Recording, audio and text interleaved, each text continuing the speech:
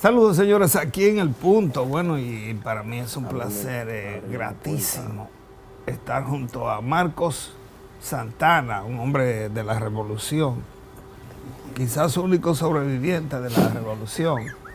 Y tú sabes que, Domingo, a Marcos hay que hacerle un programa solo a él, una entrevista a él, histórica. Ah, sí, claro. El miércoles próximo nos fuimos a hacer una entrevista sobre su vida política en República Dominicana. Y revolucionaria. Sí, revolucionaria. Porque hay una parte política que él nunca ha querido... Ya Marco no es un peligro para nadie, pero se entrenó en Cuba, en Libia, y se entrenó en Vietnam. Pero ya Marco agarra y es temblando así. No sé si es del susto, de qué, pero... no es Parkinson. Pero él fue asesor del Frente Farabundo Martí. Pero no tiene un chele.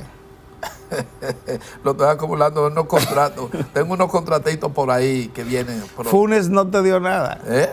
Sí, lo que pasa es que no he podido sacarlo, me lo puso en banco y no lo he podido sacar. Tú sabes que a propósito de Funes y del Farabundo y de El Salvador, la gente esperaba algo diferente con el Farabundo Martí, porque para llegar al poder hizo una guerra de guerrilla que murieron miles y miles de personas. Entonces cuando llega el Farabundo, llega con Mauricio Funes, bueno, que no era del Farabundo, pero se supone que el Farabundo gobernaba. Además un colega. Sí, pero no por eso, sino que él no era del Farabundo, pero él ganó por el Farabundo. Claro. Entonces la gente siempre espera un cambio cuando lucha por una cuestión política. Y luego vino Salvador Sánchez Serén, tampoco hizo nada. Y entonces, en medio de ese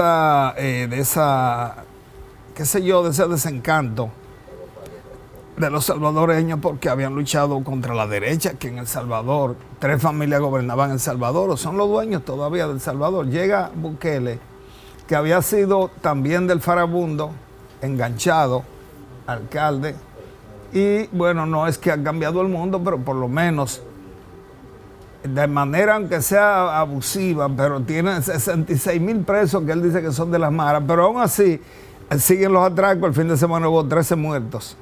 Entonces, porque no es una cuestión de un día para otro. Sí, pero antes habían 40 y 50. Sí, no un día para otro. Además, eso es una importación de Estados Unidos, porque los maras no es más que los centroamericanos residentes en Estados Unidos, principalmente en California y en Washington, que hicieron delincuencia y son deportados a Honduras, a Guatemala, a El Salvador, que es un paísito de 3 millones de gente, y ellos se sienten más. Entonces esa frustración hizo que ganara un elemento como Bukele, que por lo menos ha reducido un poco la delincuencia, y eso pasa en cualquier país del tercer mundo como El Salvador, República Dominicana, Honduras, cualquier país donde hay una situación de caos total y gana un partido que promete un cambio, o aunque no lo prometa, pero sí en la práctica, como pasó en Nicaragua con Ortega, y en El Salvador con el Farabundo, que al final no hicieron ningún cambio y la gente ha terminado muy frustrada. Aquí en República Dominicana hay una situación también un poco complicada, porque el PLD gobernó muchos años, se alternó con el PRD anterior, con Hipólito, ¿no? Se alternó con Hipólito, y ¿quién más ganó después del PLD? Después de Leonel. No, Hipólito. Ganó Hipólito. Solo Hipólito. Sí. Bueno, entonces Hipólito, al contrario, desestructuró lo que hizo Leonel, que lo hizo bien en el 96. Paró la corrupción, organizó el Estado, ¿verdad? Hizo cosas. Pero vino Hipólito y todo, es una cosa increíble, todo lo echó para atrás. Y volvió a ganar, creo que ganó fue después de Hipólito. Danilo. Danilo. hasta la fecha, y ustedes ven todo lo que ha pasado. O sea, completó el PLD más o menos 20 años. Y bueno, con Danilo Medina, que yo no digo que no hiciera cosas buenas, hizo muchas obras, principalmente en el aspecto de las viviendas, porque Danilo es un hombre que viene también de la izquierda. Fue izquierdista cuando era joven en San Juan, era en Pacoredo. Y aunque el Pacoredo nunca ha sido de confiar, pero tenía gente buena militando ahí. Y muchos de los sanjuaneros que estuvieron ahí eran Pacoredo. Entonces... Pero Domingo no era Pacoredo. No, Domingo no. Domingo es un hombre de la iglesia, es un hombre del cardenal. pero es un hombre bueno, Domingo. Ha cometido su fallito, pero todo el mundo comete errores. Entonces Danilo hizo obras como las viviendas, muchas viviendas hizo, y se las dio a la gente, ciertamente. Pero a la vez hubo gente que se aprovechó del gobierno de Danilo Medina, y los resultados están ahí. Gana Luis Abinader, que es una persona joven, con otra perspectiva. Aunque en el PRM hay mucho de resabio del PRD viejo, Luis ha tratado de sostenerse, de ser diferente, aunque igual lo digo, ha sido víctima de gente que ha heredado al PRD viejo, lo ha heredado y no aprenden porque óigame, este gobierno lleva 2 años o 3, no sé. Casi 3. Y bueno, entre cosas y cosas hay buenas y hay malas. No es posible que un ministro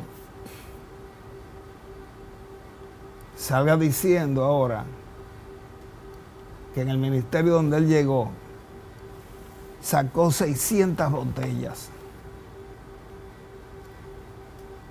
Pero él debe decir de qué gestión es de las 600 botellas y decir que un periodista cobraba $1 millón. Él debe decirlo, porque él está involucrando ¿a quién? A un exministro al que él sucedió, y de qué manera. O sea, hay que ser delicado, es lo que le digo. Delicado, para no hacer daño involuntario. Vamos a decir que fue un daño involuntario a la memoria de una persona como Orlando Jorge Mera, que murió de una manera atropellada. Porque si Orlando estuviera vivo, bueno, pudiera defenderse. Y aún sería indelicado lo que él dijo. Porque le está haciendo un daño a la imagen de su partido y del ministro anterior. Y no es que no lo diga, usted tiene que ejecutar. Mire, ahí Pedro Pérez cobraba $1 millón. Diga el nombre, ya. Diga el nombre, porque dígame. Todos nos imaginamos quién es. Que ha sacado mucho dinero del Estado Dominicano anteriormente y probablemente ahora mismo. Pero en el PRM hay que llevar la fiesta en paz. Hay que ayudar al presidente. De lo contrario, aunque las encuestas lo dan en buena posición a él, en unas elecciones puede perder. Fíjense que el farabundo, estoy hablando de muchas cosas a la vez, perdió. En Nicaragua el sandinista perdió y ganó ¿qué? La derecha. ¿Qué pasó con la derecha? Por robo todos, casi, menos Violeta Chamorro. ¿Quién volvió? Él volvió Ortega, que para entregar hay que matarlo, pues él dice, yo no entrego. Me cojo esto para la mujer mía y para mí. Total, esto es una finca, diría él. ¿Qué pasó en El Salvador? Ganó un elemento que es un híbrido de derecha y de izquierda. Y él dice, El Salvador yo lo gobierno a mi manera. Porque eso es lo que está pasando ahora en el mundo. Ganadores raros, presidentes raros. Miren Ecuador, los correístas que tienen mayoría. Correa tuvo que salir corriendo, pero tiene la asamblea y volvió y ganó la asamblea. Tuvo que renunciar Lazo para hacer elecciones. ¿Qué van a ganar? Van a ganar los correístas, porque con Lazo hubo problemas de toda índole. O sea, una alternativa que el pueblo votó. Entonces aquí la gente votó por el PRM. Pero mucha gente no ha sabido manejarse, no ayudan al presidente. No ayudan. Muchos no ayudan. Y lo hacen como de maldad. Pues eso es como una maldad lo que hizo el ministro de Medio Ambiente. Lo voy a dejar ahí, porque no quiero problemas con ustedes dos, que sé que tienen otra posición. Adelante. No, don Marino, usted ha sido muy acertado detallando muchos de los detalles con relación a las similitudes y las desaprobaciones de los gobiernos. Lamentablemente, como usted decía, y fue enfático con el aspecto de que mucha gente se aprovecha del gobierno, la cercanía de los presidentes, abusan de esa confianza. Porque un gobierno es un conjunto de personas, es un equipo técnico, es un grupo de personas que allí el presidente deposita su confianza para que manejen la cosa pública y les rindan informes. Yo quiero destacar, don Marino, que independientemente de que las hayan nebulosas en materia administrativas, porque están por comprobarse en los tribunales con el gobierno de Danilo Medina, para nadie debe ser un ocultamiento ni un secreto de que Danilo Medina en su gestión afianzó toda una ayuda sistemática económica al campo a través de lo que fueron sus visitas sorpresas, donde ahí están sus logros y donde precisamente la FAO dijo que la República Dominicana por primera vez alcanzaba sobrepasar lo que sería la autosuficiencia alimentaria. Y eso es un gran logro. Fue en el gobierno de Danilo Medina que eso sucedió. Igualmente, uno de los estandartes fue, hasta el 2012 habían 33 espacios educativos. Sin embargo, ya en los 7 años se hablaban entre 24.000 espacios educativos y las proyecciones ya iban a los 66.000. O sea, un avance sistemático, además que habían 24.000 edificaciones en proceso. O sea, fue un boom el aspecto educativo, o en el aspecto educativo, porque hay que recordar que 1.600.000 niños y niñas tenían 8 horas de clase y sus 3 comidas.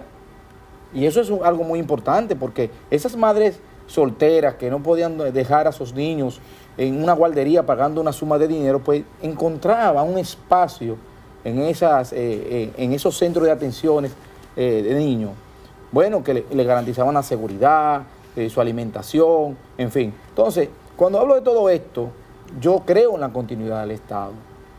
Y como usted dice, un equipo de gobierno debe trabajar en sintonía con su mandatario. Y eso es lo que no está haciendo los funcionarios de Luis Abinader, porque efectivamente Luis Abinader ha estado trabajando él desde una óptica de progreso, de una óptica de hacer las cosas bien, de equilibrar. Pero lamentablemente, tal como le pasó a Danilo Medina, que mucha gente abusó de su confianza y que obtuvo importantes logros en el aspecto administrativo de las finanzas públicas, porque hay que decirlo, fue uno de los gobiernos que menos prácticamente préstamo tomó, pero sin embargo desarrolló la educación, las infraestructuras médicas del país fueron de las mejores. Inclusive tenemos la ciudad sanitaria, que es el ícono en toda América, es el ícono de la salud, porque hay una conformación de edificaciones y de tecnologías allí que no lo ha habido en estos países. Sin embargo, gozamos en la República Dominicana. En este caso, desgraciadamente estamos cargando con el lastre de lo que ha sido la corrupción administrativa. Lo que sí aspiramos, y es un deseo que tengo, es de que cada vez que se aborde un tema de corrupción administrativa se haga respetando efectivamente cada uno de los procesos, como dicen los abogados, el debido proceso. Que no se satirice, que no se haga un show de todo, sino que realmente el que llegue sea para sanear, sea para que se haga una buena administración y que lo poco que llegue sea para las grandes mayorías del pueblo dominicano. Don Marco, ¿qué usted dice? Bueno, ustedes han estado sumamente contundentes en sus pronunciamientos sobre temas nacionales. Yo quisiera irme un poquito hacia un tema de carácter internacional, pero nos piden una pausa y cuando retornemos, después si así lo considera don Marino, entonces pues podríamos agotar nuestro turno sobre un tema de carácter internacional. Dale, Marco es jefe aquí, dale.